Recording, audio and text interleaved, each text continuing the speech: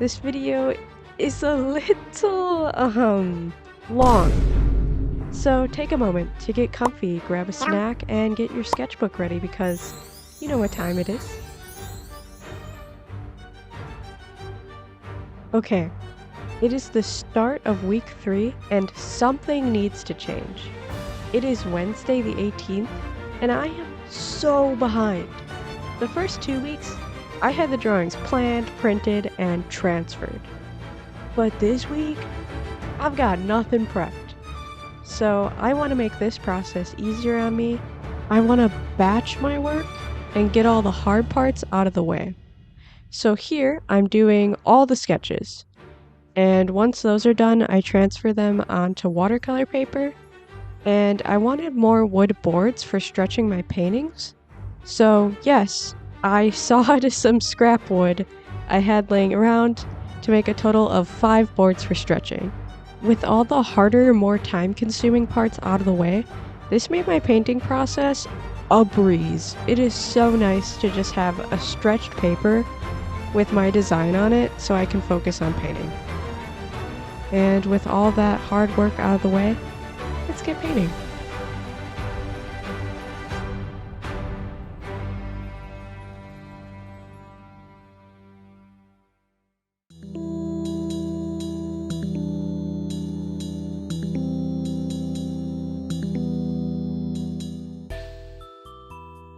Okay, here we are. As a little review, just to let you know, I am combining 2 prompt lists actually. I am doing the official Inktober prompt list, and I am also doing Juliet's prompt list. And the first word of this week that I chose was angel. And of course I did a character design. And if you know the word for tomorrow, you already know what's coming. I wanted this character to be a guy, and I wanted him to be not the most human, so I ended up tinting his skin blue. And you can see here, I'm using a different brush than usual. This one is synthetic, and it was a bit of a learning curve. I found that it dried out like super fast compared to my other brushes. But I like this one because less water means the paper warps less. It's also smaller so I can get better details. And yeah, I end up using this brush for the whole rest of all my paintings, and I'll probably use it for all my future paintings because I like it a lot. I think that character designs work so well for this challenge because they get me excited. Like, don't get me wrong, I do also absolutely love to make like backgrounds in landscapes, but something about characters, like, it keeps me engaged and excited. And also the painting process for characters is so much simpler. With landscapes, there's so much like layering you have to do, and it's such a slow process because you put down this really light wash and then you wait for like 20 minutes for the paper to dry, and then you put down another really light wash and then you wait again. But characters, it's pretty much the first coat of paint is the final for me. I would love to get more detailed portraits that do have a bunch of washes, but not for this challenge. Maybe in the future. And you can see here, I'm just putting in a darker blue background paint. I wanted his hair to be white so that it would stand out from this background, but it's kind of hard working with just one color. It's not about the color anymore, it's all about the values, like how much does one thing stand out from another. And it's color pencil time! I think it's so satisfying to see my line art come back and to get to see the details again. Alright, I'll let you watch me do this, and then after that, I'll do the final reveal.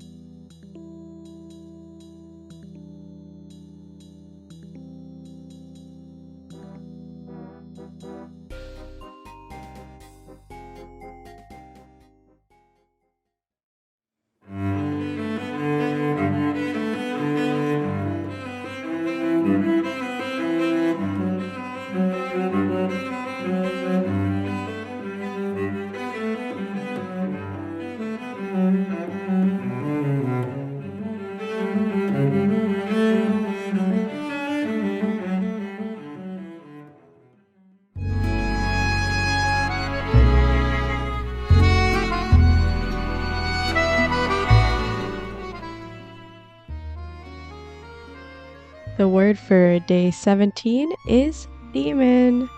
I love that they put these two prompts together because it let me do this. You know what I'm doing here, right?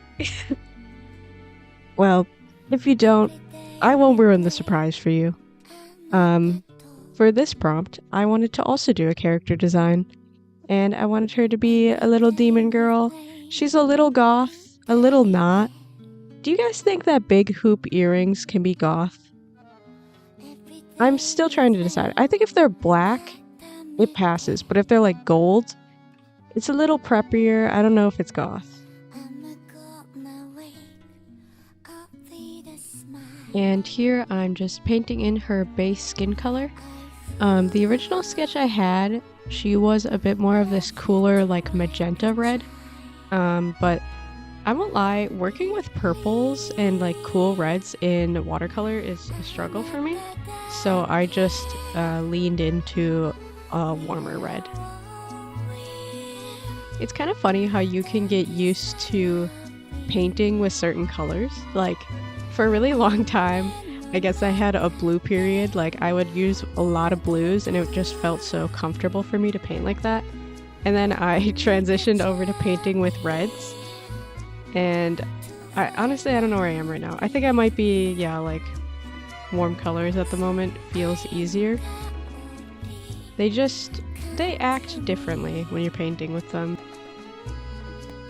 But a good way to break out of that routine is to do observational paintings and painting from real life. Generally, I start to have these issues when I'm like deciding my own color palettes. And sometimes it's nice to paint observationally as a like color palette refresher.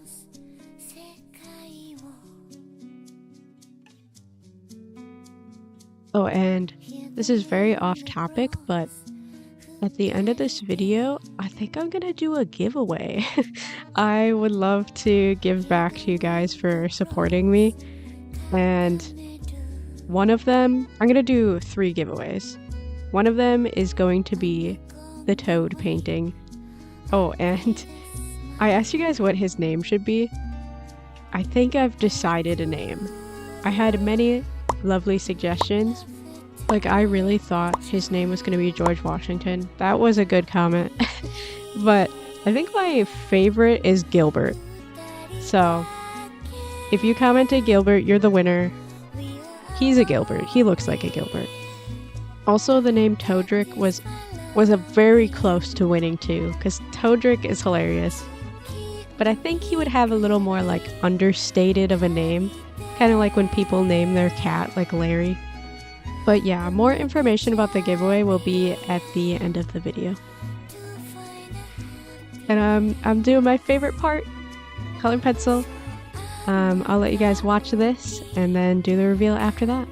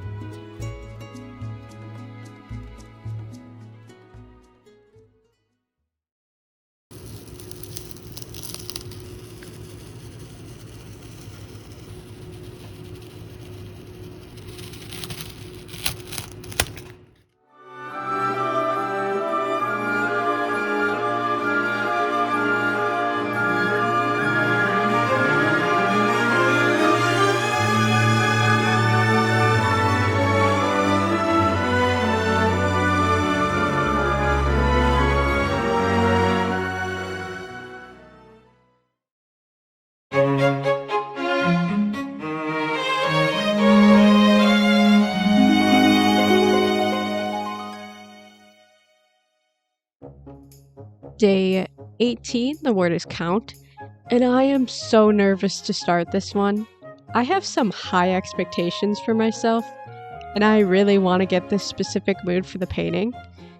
Here's my digital painting test, and even the test took a while to get right. It originally looked like this, but I wanted to push the background further back, so I darkened it and made the foreground lighter. And I have no choice but to get started painting, so I started with what I know. And that is starting with the lightest colors and working my way down. So I'm working with the light yellows and just building it up slowly. And I know you're probably thinking that I'm being so extra. Like, why on earth did I make something so complicated? And it's because I am extra. It's in my blood. I have a bizarre need to do more than I have to, but it's also because I know that I can, and I like to push myself. So I really decided to challenge myself with this one, and I think in the end it's definitely worth it. I love this painting. It might be one of my favorites. For now, it's in its baby stages, just building up the colors.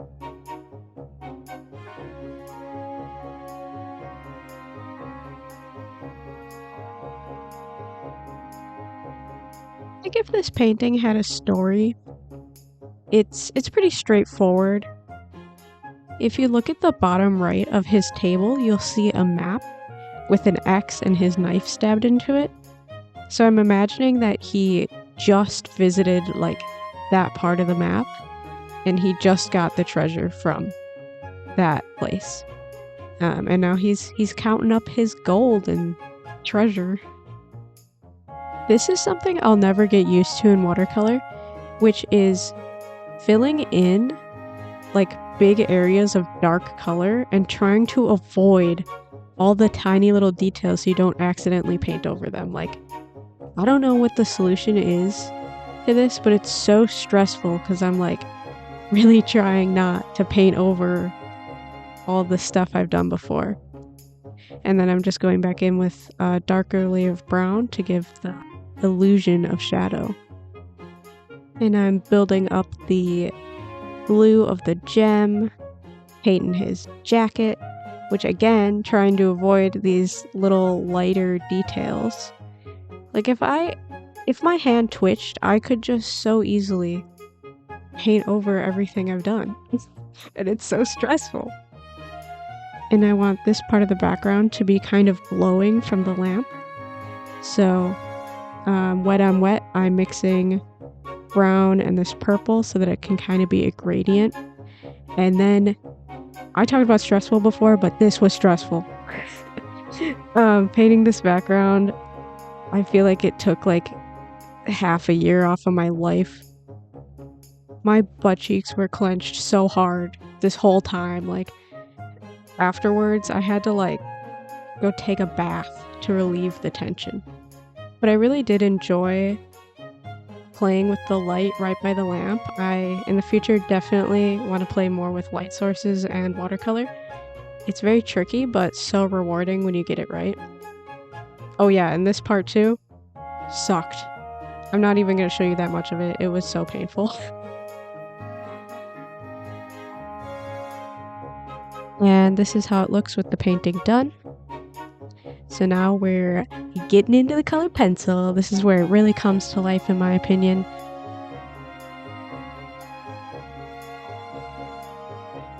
Alright, and here is the final reveal.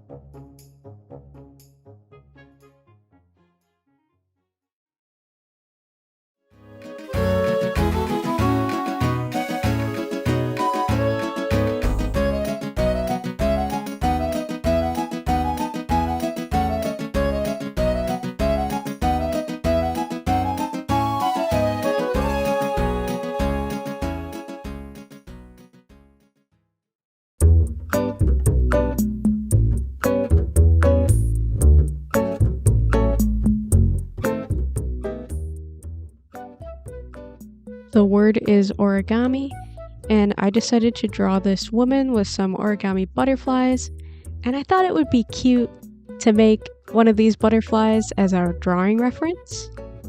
But I got stuck on step 9, and I checked YouTube, but I couldn't find the specific butterfly, so I gave up. And I think this is a good lesson. It is okay to give up. Just give up sometimes. It'll be alright. I start by getting the painting all wet so that when I put down the paint, it'll flow around a little better. And I just start slapping in the paint. I want the edges to be a little darker, give it kind of a vignette effect. Really, I wanted this painting to be like as easy on me as possible because yesterday's painting was so mentally taxing. So yeah, I kept the background simple, just doing a character with some butterflies. That seemed easy enough to me.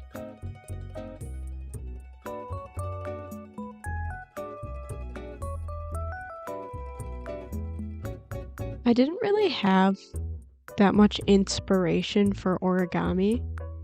I know origami is like this whole art form that people really get into, and like I know there's like origami masters that like can like free form like make origami sculptures, which is just amazing. But I can make like a paper crane and a little balloon thingy that you blow up. And that's as much origami as I know. Do any of you know how to make origami things? What's the coolest origami thing that you can make? Also, if you can figure out how to make that butterfly, like brag about it in the comments because you deserve to brag.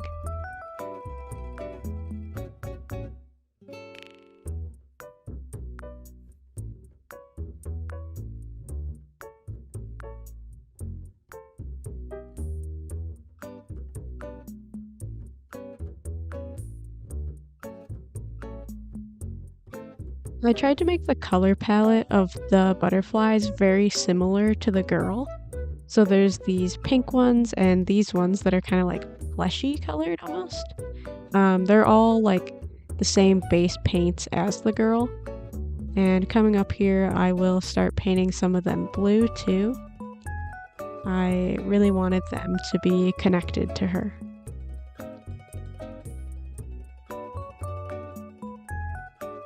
I also designed her hair to kind of look like paper. I wanted it to have like blunt ends and be a little boxy in design.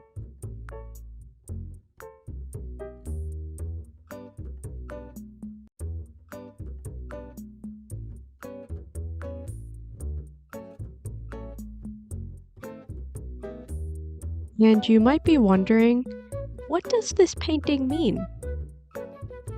So, I don't always like to make art that has a deep meaning. Most of the time, I just want to draw like pretty women or cute creatures and move on. Because it's scary to be vulnerable and make art that is more meaningful to me. But that's what this piece is about. It's about letting the things you make go. I want to post more vulnerable and meaningful art. And it's kind of cool to see how others interpret it. And maybe I'll find that others relate to the piece too. So, a message for myself and others is, don't be afraid to make art that has meaning.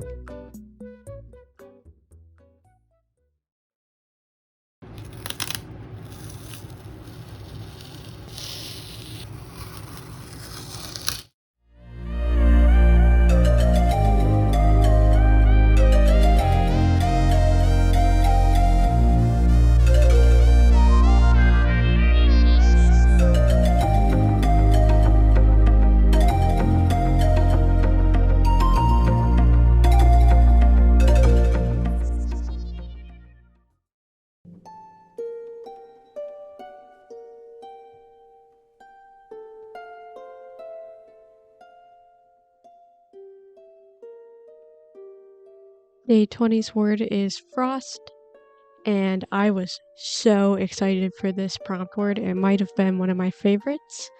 I instantly knew that frost was going to be a character design, because when I read frost, for some reason the first thing that popped into my mind was that one character design trend where the characters have really big fluffy eyelashes.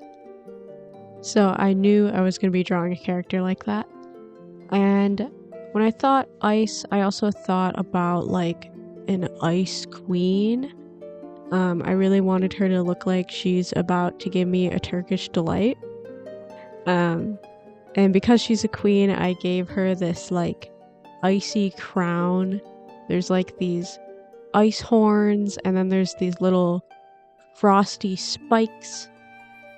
And then I wanted to include like some drippy, more soft looking like ice drops. And then I wanted to include that like classic frost pattern somewhere. So I ended up giving her like a frost choker or sort of like body paint that also is on her like shoulder. And I'm really happy with her design. I love this and I want to draw her more.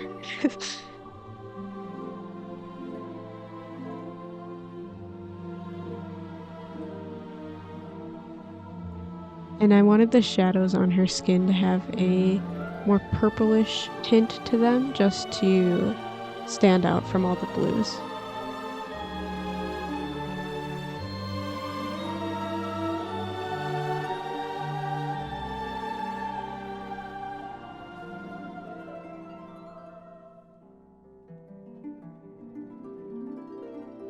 I really wish this painting was bigger so that I could have like painted in more details of like the icicles, like included reflections. I also just wish that I had more time. I wanted this part of the crown to look like when water freezes over like a stick and it leaves this little like blobby thing.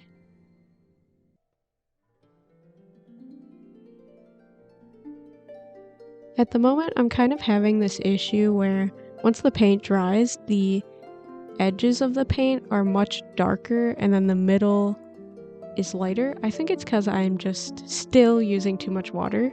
It really is a bad habit of mine that I should look out for more.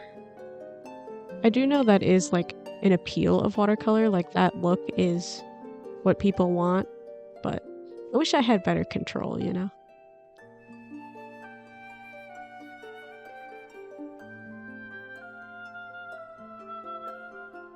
And here I'm just darkening up the background behind her hair and neck.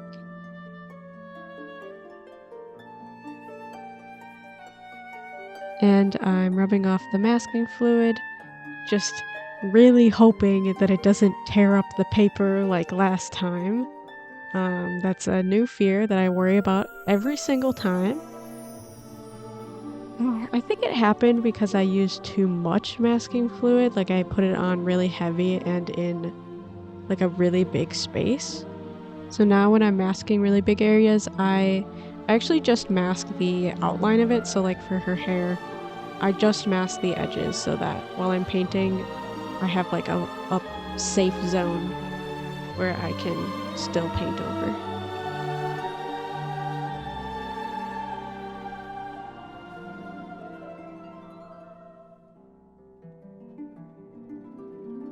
I saved her eyes for last because I was the most excited about that part. Sometimes when like a painting is boring or kind of a slog, I'll save the parts I'm most excited for the end, just to keep it interesting for myself. Alright, here is the final reveal.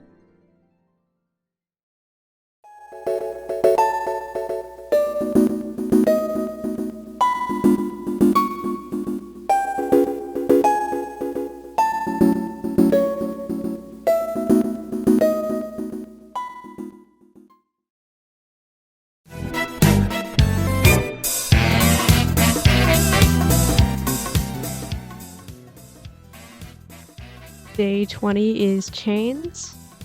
My concept for this one was POV, you're a freak. And that's simply all the thought that I put into it. At least for the concept. For the colors, I decided to challenge myself again and try to do purples. Like I said before, I don't really know how to use purple. I don't use it a lot in like physical paintings, maybe in digital paintings, but physically, like I forget sometimes that I can mix the colors blue and red to make purple. Like I forgot I can mix colors. I'm kind of spoiled and have like pre-mixed paints that I can use. Maybe what makes using purple so hard to me is the concept of cool and warm colors. So like there's cool blues and warm blues, and I think that those two mixed together look fine. But for some reason mixing cool purples and warm purples together looks really gross to me. Like I don't know what it is, but the color combination of purple and red is like my least favorite color combo ever. I don't know how to do it correctly. Especially if it's like a cool purple and a warm red. Like that color combo makes me want to throw up. And I am so sorry if you disagree.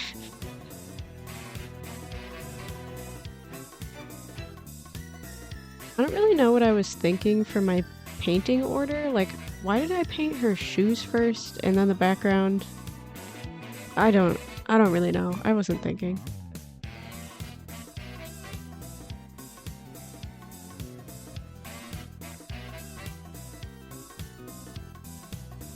This is off topic, but do you all remember Oswald, the pumpkin I carved last video? You want to see him now? This is him now. He looks like someone punched him in the gut. Like, he's no longer a baby. He's gotta be like 800 years old in pumpkin years. Can we get an official calculation of how pumpkin years would work? Like one day is like 50 years.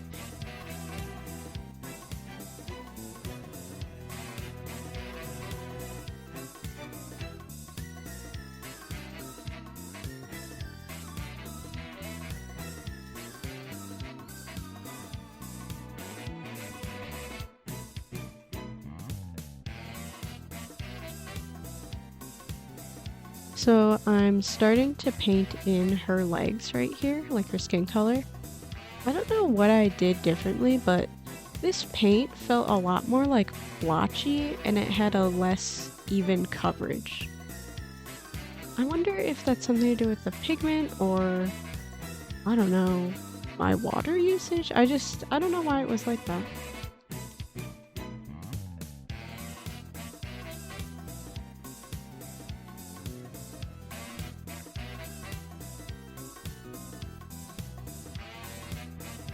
I felt like her pants and her shirt were clashing really badly, so I decided to really darken up her pants.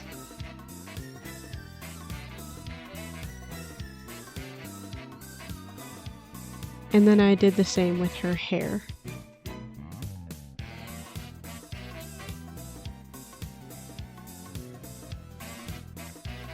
And then the last step of the painting was to paint in the chains. I thought this was going to be a lot more tedious, but it actually somehow wasn't that bad. And for the really tiny chains at the top, I kind of gave up painting them and just outlined them with colored pencil. Alright, and here is the finished artwork.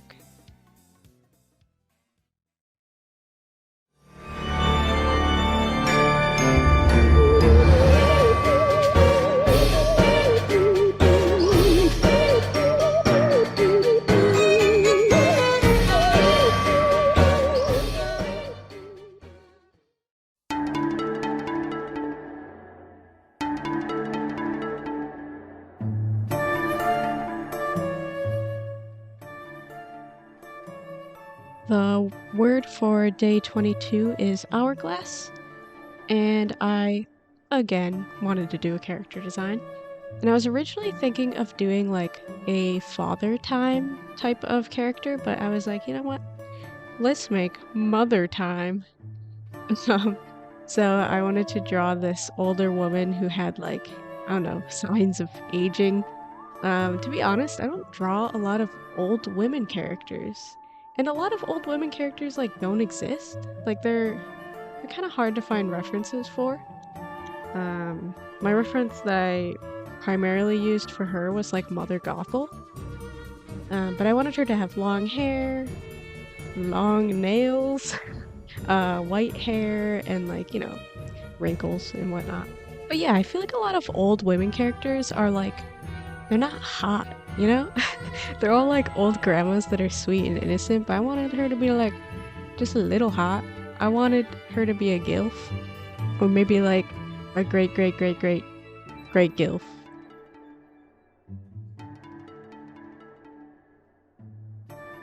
And I, of course, had to have her holding an hourglass.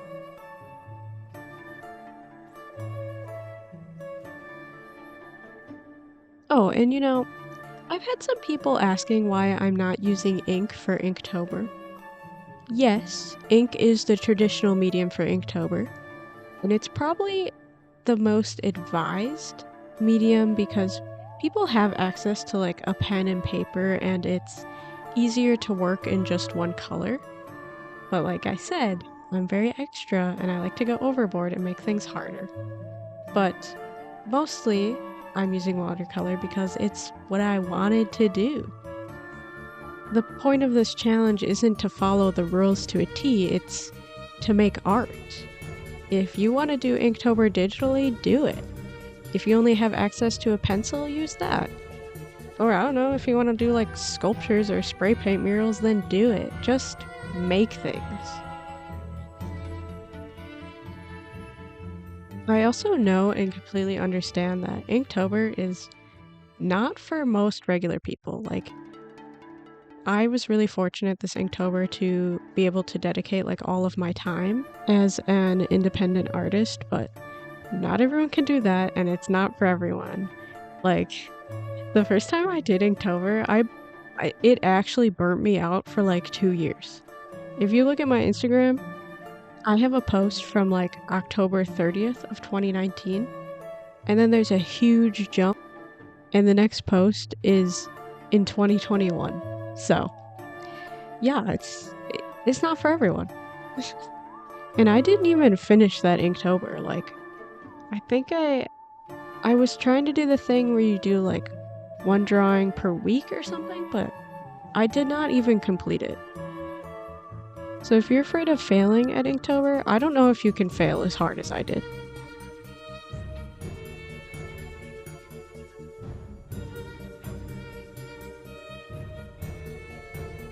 There's something so satisfying about using colored pencil to add in eye details. It's kind of like putting on makeup a little bit.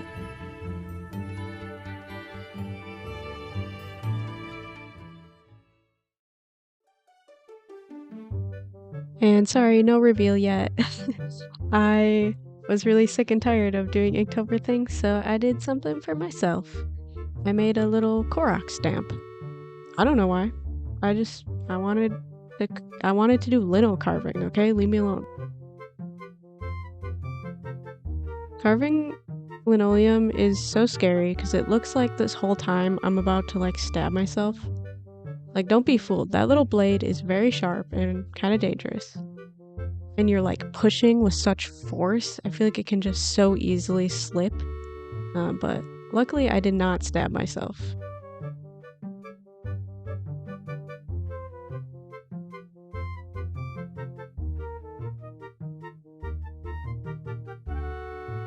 I wasn't sure if these letters were gonna turn out because they're so tiny.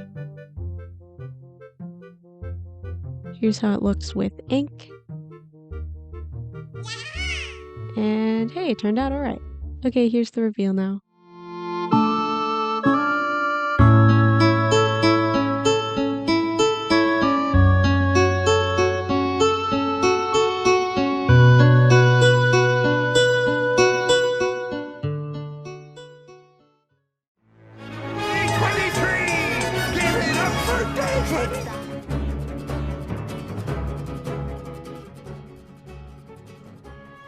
Day 23 is Celestial.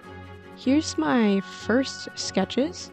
I couldn't decide if I wanted to do a 4-pointed star or a 5-pointed star, so I asked you guys on Instagram, and the majority voted 5, so that is what I went with. And so my plan for this painting is kind of complicated, but I wanted her hair to have this gradient. So I wanted it to start like light yellow to like a blue. And then I want to mask off the stars in her hair and then paint over her whole hair with a dark blue or maybe like almost black. Here I am painting in that underpainting. I really have started to embrace the like wet on wet gradient. This is a common technique, but like I recently discovered it and it makes making gradients so much easier. Basically how I do it is I get the whole thing wet and then I have like 4 brushes just loaded with the paint colors I want, and as quickly as I can, I lay down the colors, and then when it dries, it kind of just does its magic and makes it look good. And I'm just putting in the final color, which is blue. A tip for if you're doing blue to yellow gradients, use purple or some transition color, because just doing blue and yellow, it'll turn green. And this is how it looks dry, so now I'm masking the stars. I masked way too many stars, but it's fine. And now I'm doing another gradient for the star that she's holding.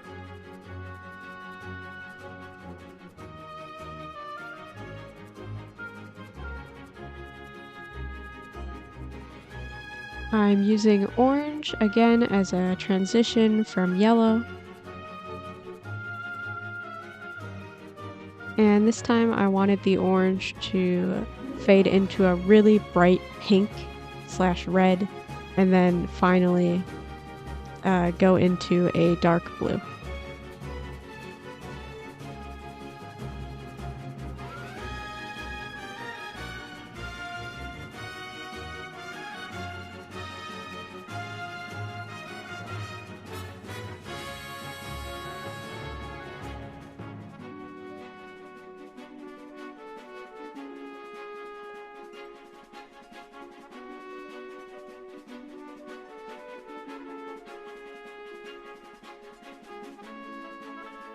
And I do another wash of dark blue just to get it a little more saturated.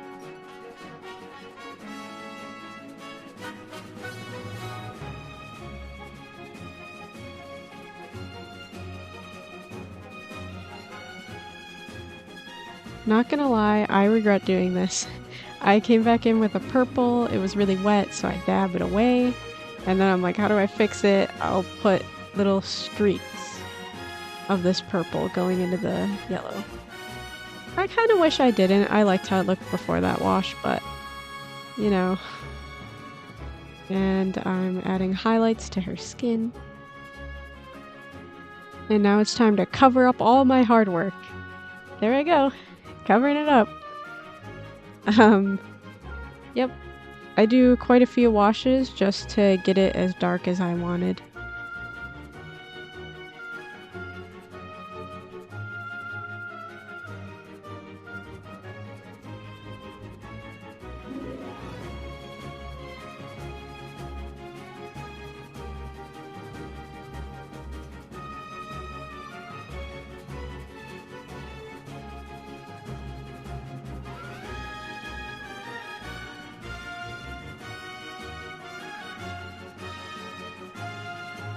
Alright, with washes all done, I get to peel off all the stars masking fluid.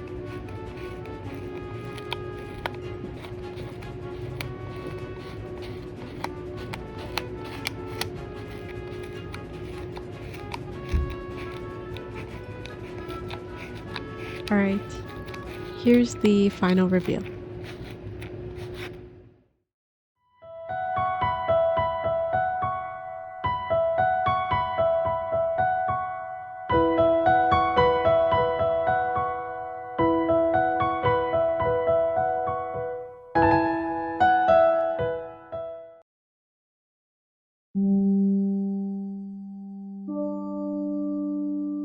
Day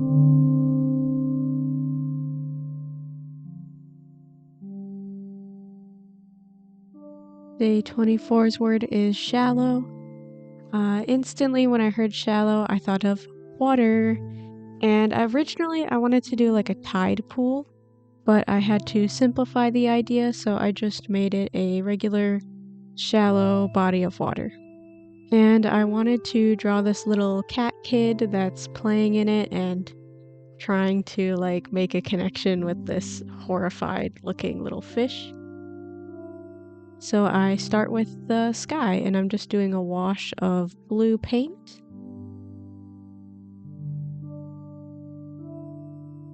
I wanted this sky to have some really subtle clouds, so my brush is very wet and I'm just touching it to the sky to get these like blooms. They're not super apparent yet, but once it dries, you'll kind of see the blooms more. This technique is really fun. You don't have to think too hard and the blooms just naturally come out looking like clouds, but I dab away some of the water as well. And then I'm coming in with a darker blue just to reinforce the edges of those clouds.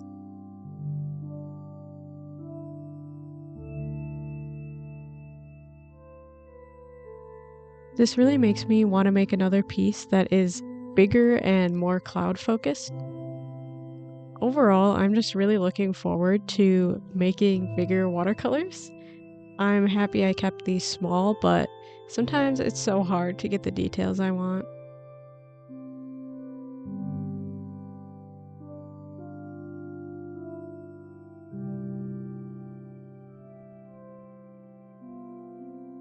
And then I start to paint the water. I've decided instead of using like a traditional bluey blue, I tinted it a little more green. I think it made the water seem just a little bit more magical.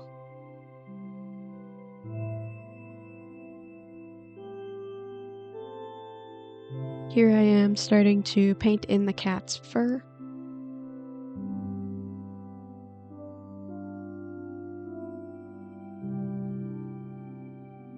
I really enjoy my concept for this one. There's nothing like being a little kid playing at a beach. I feel like it's a really relatable experience. And I didn't like grow up very close to water, so whenever we went to the beach, it was always a fun time.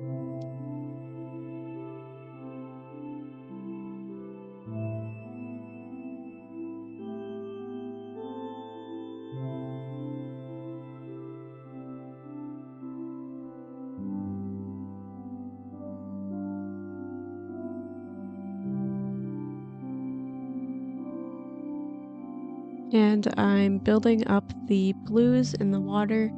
Having a digital painting reference for this one was super helpful.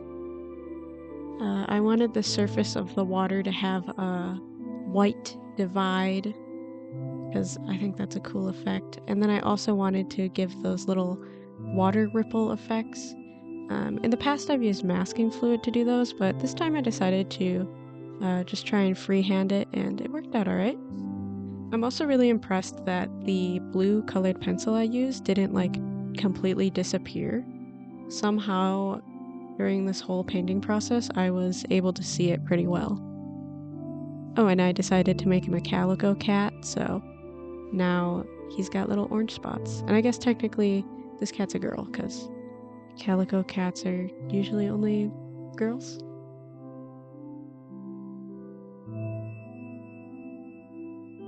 And I'm painting in the fish, and I wanted the orange colors under the water to be a little less saturated since oranges underwater tend to lose their color a bit.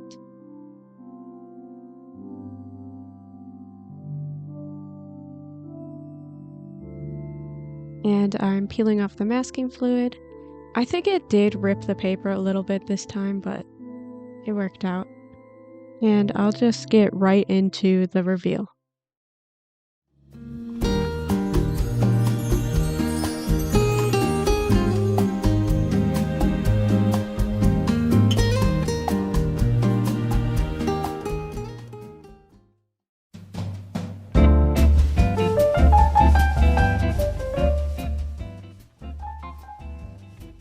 The word today is dangerous. I don't really know how this is dangerous, but this is like what I pictured when I heard dangerous. I wanted to draw a hot lady and a snake. She's very like Colleen-esque. She's got like the Kubrick stare and pouty lips. So to me, that's Colleen coded. And about the snake, I didn't want to perpetuate that snakes are dangerous. Yes, some snakes are very dangerous, but I wanted the snake to be kind of cute, so he looks like he's smiling and he's got a little heart.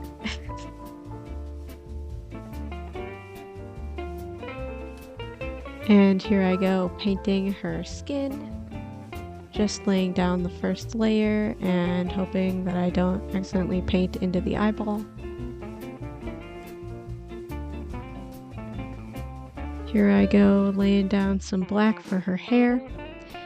Rewatching this has unlocked the memory of what I was watching while I was painting this. And I was watching Club Penguin videos. Did any of you guys have like an obsession with Club Penguin when you were kids? Just me? Okay. My brush is way too wet right here. The color is really thick and dark. I probably should have tested it on a scrap sheet of paper, but it's fine, it worked out. And I had to make this snake yellow. I just couldn't resist it. I think what I had in mind was that this snake was a Burmese python, but I really didn't want to commit to doing the pattern that's on those snakes, so it's just yellow. I don't know what snakes are just yellow like that.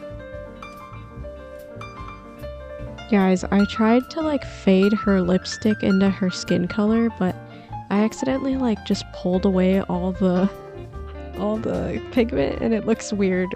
I kind of fix it in the end, but don't look at it right now. Did anyone else learn to do this little mouth trick from Tumblr in like 2014 and has never stopped doing it? I really didn't want to try and use paint to get black, so I just used a big old marker to paint in her suit, and I make a really, really dumb mistake right here. Look at me go! I'm coloring in her collar, and I didn't even notice until like 10 minutes afterwards. I don't know what it is, but suits, I always forget what a suit looks like. Like I can't ever remember all the little parts of a suit. So now she looks like she's like a pasture or something. Hey, here's the reveal.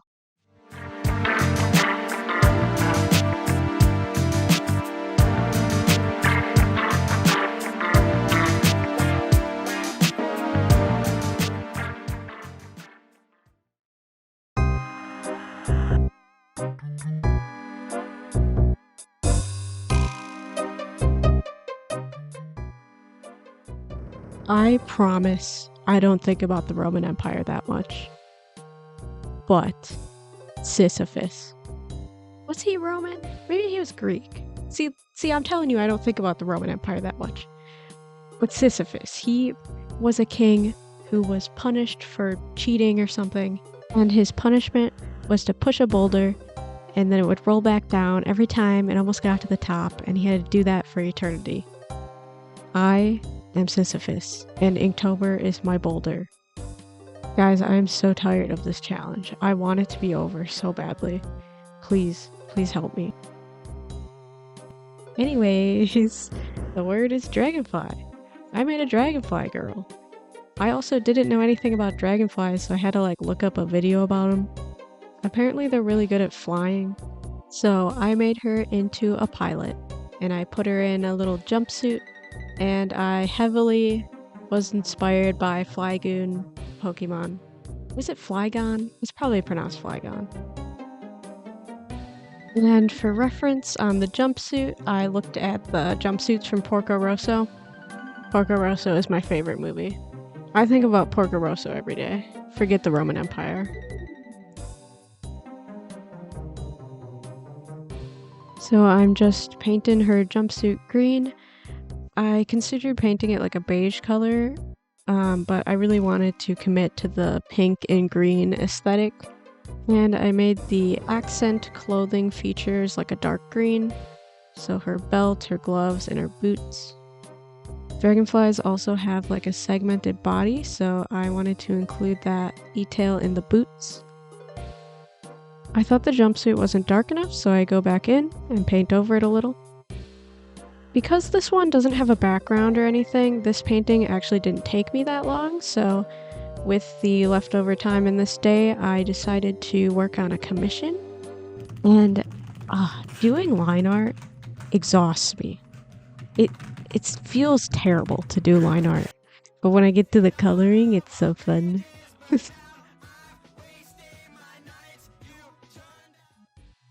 Like which are you? I feel like you have to choose a team. Are you a line art person or are you a coloring person? Because I know some people love line art, like they can just shut off their brain, but usually my sketches are really messy and I really have to think. Yeah, and that's how that commission turned out. I thought she was really fitting for the spooky season.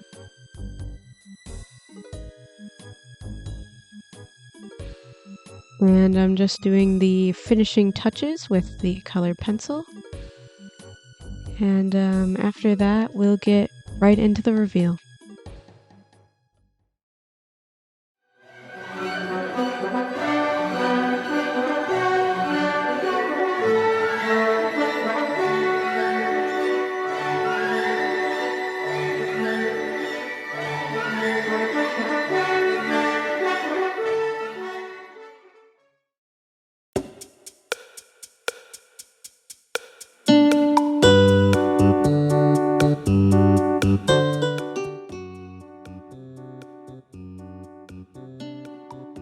Alright, the word for day 27 is inspire, and almost instantly when I heard this prompt, I wanted to do like a wizard woman and probably their child is what I was imagining.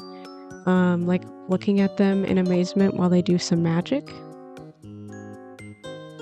This painting is for anyone who ever had like a parental guardian that encouraged you or inspired you to do your hobbies, or even for parents who are currently doing that with your children. I think, childlike wonders. It's a fun concept. Personally, my mom is a very artsy person. She's a photographer, and I've seen some of her paintings too, and that always inspired me, and she also definitely encouraged me in my passions. I also thought it was kind of funny to include the cat, like the cat is also inspired by this. I thought this painting was going to be a lot more challenging to accomplish. Originally, I was imagining it having like a full range of colors, but I decided to just do like shades of blue with an accent yellow, and that made things so much easier. And I think now that I've figured out how to do like smoother gradients, it's just made like watercolor even more fun. It feels like a really rewarding medium because I feel like everyone starts at the dead bottom. Like your paintings, when you start watercolor, they look like a 6-year-old's. But there's so much to learn, and watercolor, I don't know how people do it, but they make like super photorealistic like illustrations. It's insane. Like there's so much to learn in watercolor.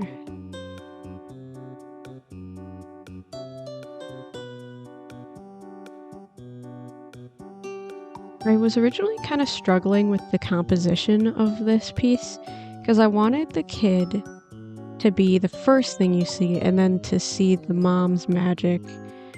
And I was like, how do I lay this out? And I originally was thinking maybe it should be a horizontal painting, and I tried a couple of layouts and I didn't like it, and I kind of settled on this. It's weird. It's like the kid is in a house with some stairs that have a landing, and the kid is on top of the stairs. I don't know, it's kind of strange, but I think it's working. And I also don't know if it's super clear, but the kid is supposed to be holding like one of those paper chains where you like fold up the paper and then you cut it and then you like reveal some shape. Usually it's like people holding hands, but I thought they could probably do like stars somehow.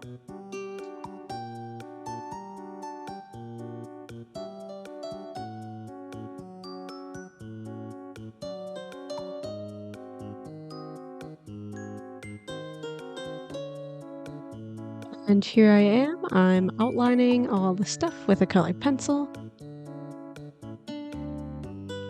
I decided to outline some of the yellow things with a red just to make them pop a little more.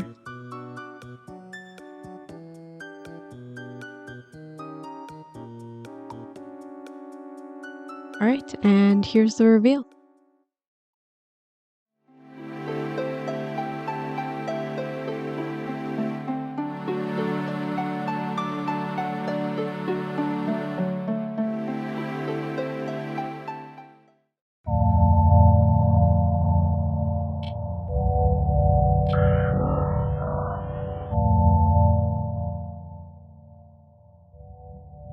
Ooh, the prompt is storm.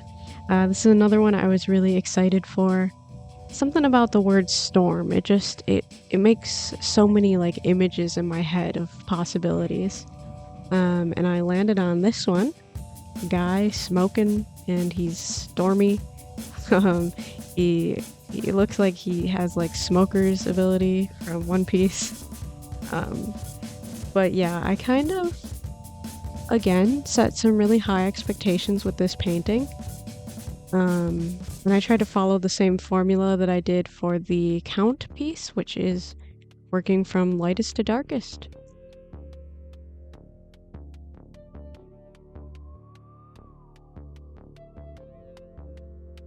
You might be wondering why my expectations are so high for this one. It's because my digital painting turned out really cool. Those are supposed to just be a test. And usually I keep them sloppy because I want them to just be a blue sky. But I accidentally just like really went into it with this one and I made it look too cool. And again, it doesn't help that it's purple, so I'm like, how do I recreate this? Help! But yeah, just starting with lightest first, darkest later. And I'm building up the clouds behind him. I ended up doing more of a yellow than like that peachy pink. I kind of wish I did do the peachy pink, but to be honest, I didn't really know how. And I was like, I don't have a lot of time to think about this. I need to just get painting.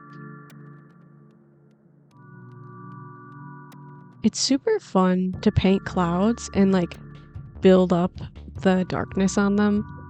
Something about painting clouds, it's really fun. I'd recommend it if you've never painted a cloud.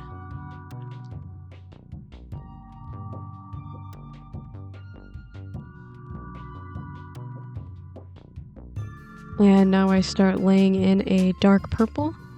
Again, I'm kind of struggling with that concept of warm and cool purples, and I definitely use both in this painting, and I don't know how I feel about it. I kind of wish the background I did do cool purples. But instead of regretting it, I've learned for the future. And again, it's Inktober. It can't be perfect. It just can't. Oh, in that line, that was so satisfying.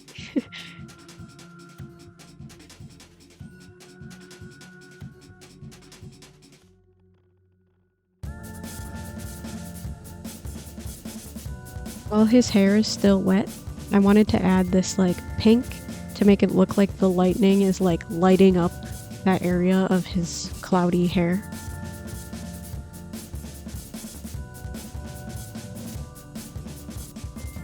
And I made his eyes a bright orange. You can never go wrong with yellow or orange eyes. Like when I'm in doubt while designing a character, I'm like, just give them yellow eyes, they'll look better.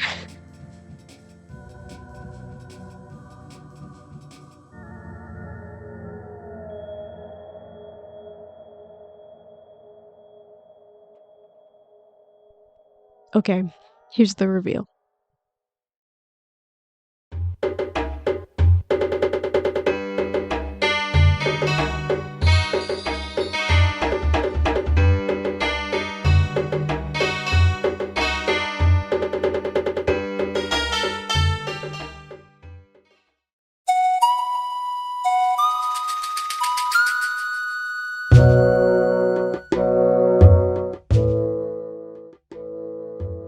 And the word today is mask. Again, this is one of my favorite prompt words. Maybe the word itself wasn't that great, but I like this painting so much. I mean, the word is fine. Sorry, the word is great. I love Julia's prompts. I used a lot towards the end because the normal Inktober, I didn't like its prompts that much. Sorry. Not the ending ones as much. This painting, I do a lot of the painting in like one go. I did a lot of wet on wet washes. I had a bunch of brushes loaded with the colors I wanted, and I was trying to put them down really quickly. It was kind of stressful, but I think it turned out pretty cool, and it was nice to like have almost the whole painting done in like one wash. The concept of this painting is really random. I actually had this idea to do a whole series of like just drawing a masked person in different locations. Basically, it was my idea of wanting to do more landscapes, but like have a story with a character in them. And I was like, oh, a good way to do that should be through this. And I got that idea when I went to an exhibition in like 2019. This exhibition had work by Michael Davidson and Willie G. It was watercolor paintings from the both of them. And Michael Davidson is an abstract painter. At first I was like, oh great, gonna go look at some abstract art in a gallery. Because at the time, I wasn't a fan of abstract stuff. And if you're not still, I totally get it. It's super off-putting to the general public. Like, abstract art looks like nonsense.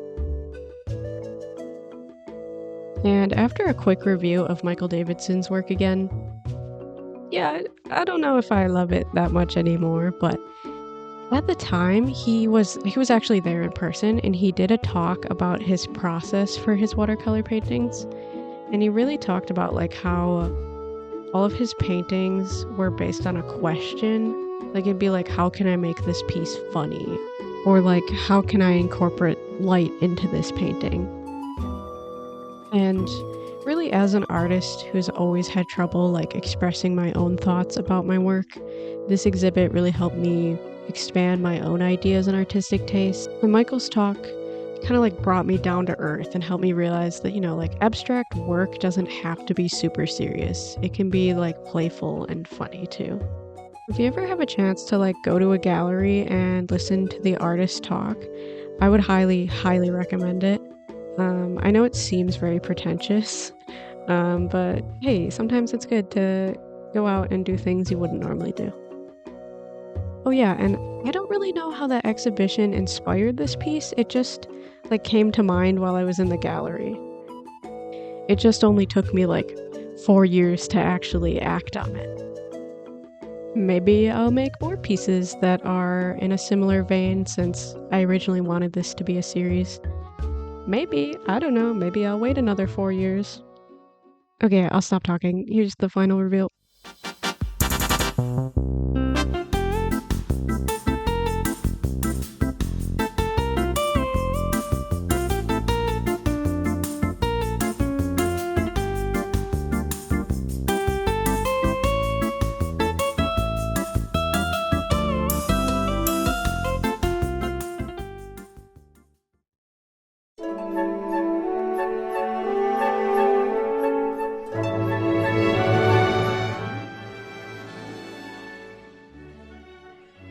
The word was solar system. I was actually originally going to do Rush from the Inktober prompt list, and I wanted to do like a really expressive, like Sakuga-esque pose of like some character running or something. But then I was like, that sounds really hard, and I just want to paint a jar instead. Maybe it's like my white woman curse, but I just love like glass vessels that hold things. And I love drawing them. And if you're a very astute viewer, you might notice that this is the same vessel that I thrifted on my birthday. Yeah, I don't know what it is. I just think that like drawing all of the reflections that are in glass is so interesting. Like, I don't understand how light refracts. off of things, but it's so cool. And not gonna lie, I don't know much about our solar system. Honestly, I had to look up what the planets were. Like, off the top of my head, I can't name all the planets. I'm sorry, I just don't know them all. You can roast me if, like, the solar system was, like, your weird childhood fixation. But it really wasn't mine. It feels like I'm doing science homework if I have to, like, look up the planets. Like, I've already forgotten which planet I'm painting here. In my sketch, I had to write down what they were, but I know this one's Mercury, because I know Mercury is little, and sometimes it's drawn red or gray. And this one's Mars, because it's red. Hey, and I know what this one is. That's right, it's Earth. At least I drew the continents, like, semi-realistically. Usually whenever I draw Earth, I just draw green blobs. And I remember one time in art school, I was like a freshman and I was in an English class where we had to like present something to the class, and I was with these people who, like, no one wanted to be the one who was writing. So I'm like, fine, I'll be the writer / drawer, because it's art school, so I guess we have to draw when we present. And so I'm drawing an Earth, and I do the thing where I just do little squiggly blobs. And my whole group got like really upset at me. They're like, that is not a realistic Earth. And then like this one girl took the pen and she like drew a super realistic like South America. And I'm like, wow, is this what it's like in art school? This is scary. Because I'm used to like public school where I was the one good at drawing, and that Earth I drew would have been like up to their standards. But I'm like, oh man, there's totally different standards here. I'm not ready. We love private art schools. Actually, we don't. I went for 1 year because I was like, this is really expensive. And then I went to a public state college. But just in that 1 year, I have so many stories. It was wild. It felt like I was going to like a more cliquey high school that was full of art kids. It was kind of horrifying. But now it's time for the reveal.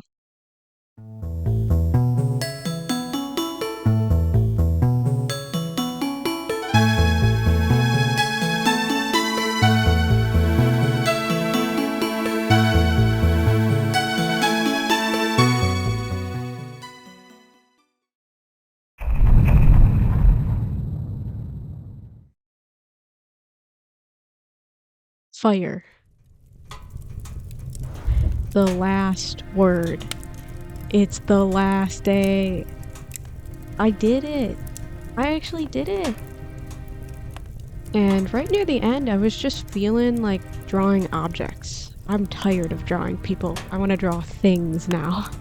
And I really wanted to draw like an old spell book that's beaten up, and I wanted it to be a spell book about fire, potions, and brews.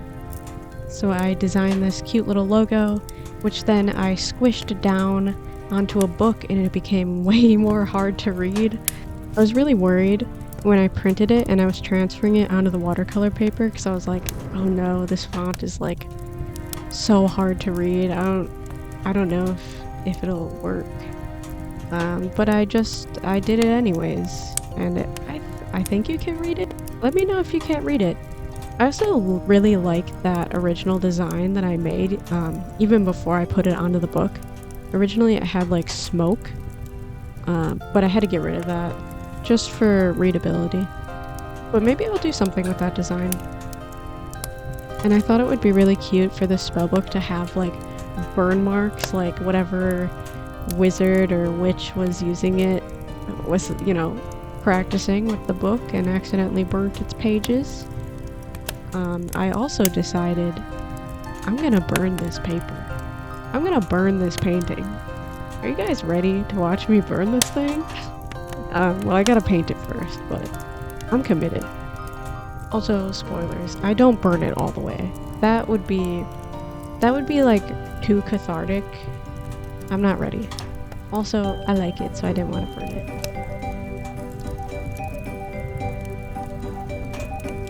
And shout out to old RuneScape music. It's so good. I've never actually played RuneScape, but I love the soundtrack. Let me know, should I play RuneScape, or was it like you had to be there kind of thing? For the burn marks on the cover, I'm doing another like wet on wet bloom thing. I'm hoping that it'll kind of give that effect. I don't know why I thought this was a good camera angle, but this is the only footage I have of me painting with my hand really in the way. I'm just darkening up those burnt spots, really making it crispy, and then I'm going in with the colored pencil.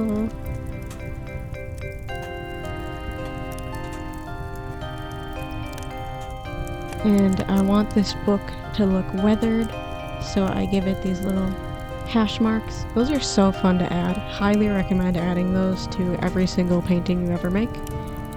I love those. Look at them. I love them. And hey, let's burn this thing. I'm very prepared. I have water and I have a damp washcloth. And I'm doing a test.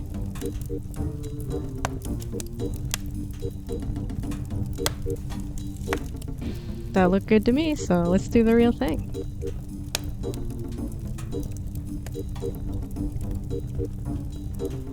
Here it is, I'm burning it. It's the backside. Let me flip it. Yep, there it is. Sorry, I did burn one edge to take pictures.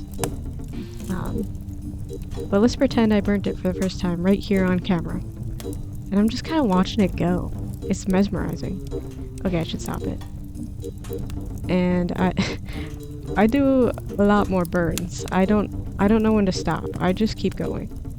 I'm thinking, let's do the bottom.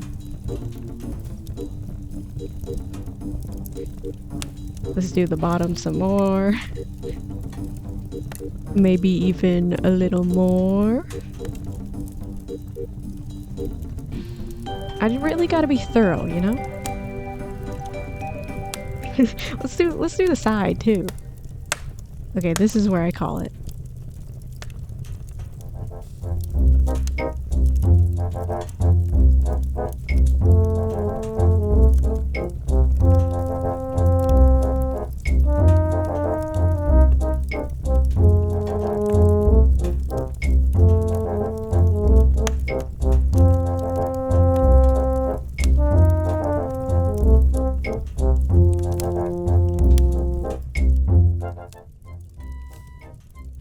Hello, this is the end again.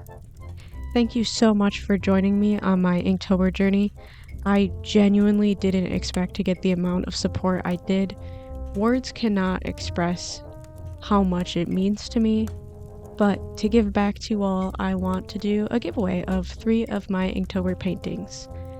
I will be giving away my toad painting, whose name is now Gilbert. I'll be giving away my fortune painting and my last painting, the fire painting. To enter the giveaway, just leave a comment about which painting was your favorite and be sure to subscribe.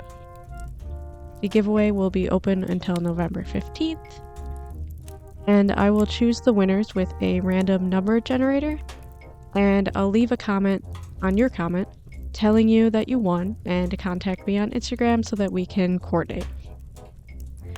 There is no shipping cost and I am shipping worldwide. I just need an address from you to ship it to, and if you're in the US, I might be able to get you some tracking information, but if you are outside of the US, unfortunately I won't be able to get you tracking information. I'll just have to summon an ancient god and hope that they protect the letter on its way to you. Again, thank you guys so much. And as for the future of my channel, I have so many more video ideas. They won't all be about watercolor, but I do want my very next video to be like a watercolor guide. So if you have any questions about watercoloring, let me know. And beyond that, I know lots of art YouTubers will do like studio vlogs and stuff.